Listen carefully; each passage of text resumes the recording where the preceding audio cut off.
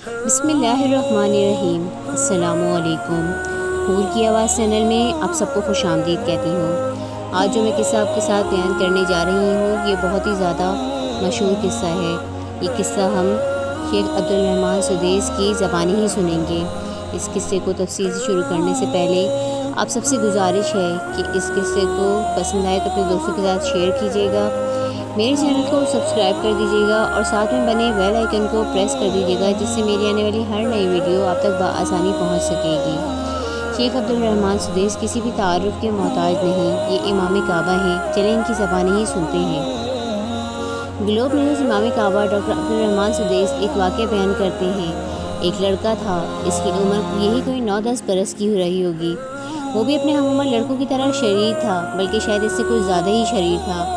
یہ وہ دور تھا جب نہ آج کی طرح بجلی کے پنکھے تھے، نہ گیس کے چولہے، گھر بھی مٹی کے، چولہا بھی مٹی کا ہوا کرتا تھا، اور نہ اس زمانے میں دولت کی اس قدر ریل پیل تھی جو آج دیکھی جا رہی ہے۔ ایک دن اس کے گھر مہمان آ گئے۔ اس کی ماں نے اپنے مہمانوں کے لیے کھانا تیار کیا۔ یہ لڑکا بھی قریب اپنے دوستوں کے ہمراہ کھیل رہا تھا۔ ماں نے جیسے ہی سالن تیار کیا، بچے نے شرارت سے اس سالن میں مٹی ڈال دی۔ اب آپ خود ہی اس ماں کی مشکل کا اندازہ کر سکتے ہیں۔ غصے کا آنا بھی فطری تھا۔ غصے سے بھری ماں نے صرف اتنا کہا کہ جا تجھے اللہ کعبے کا امام بنا دے۔ اتنا سنا کر ڈاکٹر عبدالرحمن سدیس رو پڑے اور کہنے لگے، آپ جانتے ہو یہ شریر لڑکا کون تھا؟ وہ خود ہی جواب دیتے ہیں، وہ شریر لڑکا میں تھا جسے آج دنیا دیکھتی ہے کہ وہ کعبے کا امام بنا ہوا ہے۔ ڈاکٹر عبدالرحمن سدیس کسی بھی تعارف کے محتاج نہیں۔ یہ 2020 سے لے کے آج تک کعبے کے امام ہی نہ صحیح، کعبے کا امام بنایا ہوا ہے۔ ڈاکٹر عبدالرحمن سدیس کسی بھی تعارف کے محتاج نہیں۔ 2010 تک عالمی سروے رپورٹ میں یہ بات سامنے آئی ہے کہ امام کعبہ عبدالرحمن سدیس اس وقت پوری دنیا کے مسلمانوں کی مقبول ترین شخصیت ہیں۔ اللہ تعالیٰ نے ان کو دنیا کی سب سے بڑی سعادت عطا کی کہ ان کو اپنے گھر کا امام بنا دیا۔ اب نہ صرف وہ امام کعبہ ہیں بلکہ حرمین کی نگران کمیٹی کے صدر بھی ہیں۔ ڈاکٹر عبدالرحمن سدیس یہ واقعہ کئی بار سنا چکے ہیں۔ جب بھی سناتے ہیں کچھ جذباتی سے ہو جاتے ہیں۔ ابھی پچھلے ماہ یہ واقعہ سنا کر انہوں نے ماں کو اس جانب توجہ دلائی کہ وہ اولاد کے معاملے میں ذرا دھیان دیا کریں اور غصے یا جذبات میں مغلوب ہو کر اپنی اولاد کو برا بھلا نہ کہہ بیٹھیں۔ ماں کے لب کی ہلکی سی جنبش اولاد کا نصیب لکھ دیتی ہے۔ توجہ طلب بات یہ ہے کہ ہمارے معاشرے میں والدین بالخصوص مائیں اولاد کی غلطیوں پر ان کو برا بھلا کہہ دیتی ہیں اور ان کے لیے ہدایت اور صالح بننے کی دعا کرنے کے بجائے بد دعا کر بیٹھتی ہیں۔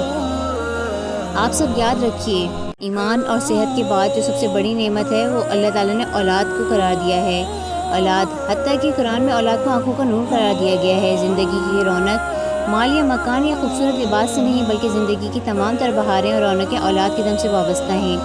یہی وجہ ہے کہ ابراہیم علیہ السلام اور زکریا علیہ السلام جیسے جلیل القدر پیغمبروں نے نبوت کی سعادت رہنے کے باوجود اللہ تعالیٰ سے اولاد مانگی۔ ہر اس عورت کا جو ماں ہے فرض بنتا ہے کہ اپنے بچوں کی قدر کرے اور ہمیشہ ان کے لیے دعا کرتے رہیں۔ بچے تو بچے ہی ہوا کرتے ہیں، وہ شرارت نہ کریں تو کیا بوڑھے شرارت کریں گے؟ کبھی بچوں کی شرارت سے تنگ آ کر ان کو برا بھلا مت کہیں، کہیں ایسا نہ ہو کہ بعد میں پچھتانا پڑے۔ اللہ کے نبی صلی اللہ علیہ وسلم نے بھی اس سے منع کیا ہے۔ ہم یہ حدیث کا مفہوم ذکر کر رہے ہیں، اپنے لیے، اپنے بچوں کے لیے، ماتحت لوگوں کے لیے۔ اللہ سے برے غلط دعا نہ مانگو۔ ہو سکتا ہے کہ جب تم ایسا کر رہے ہو وہ وقت دعا کی قبولیت کا ہو۔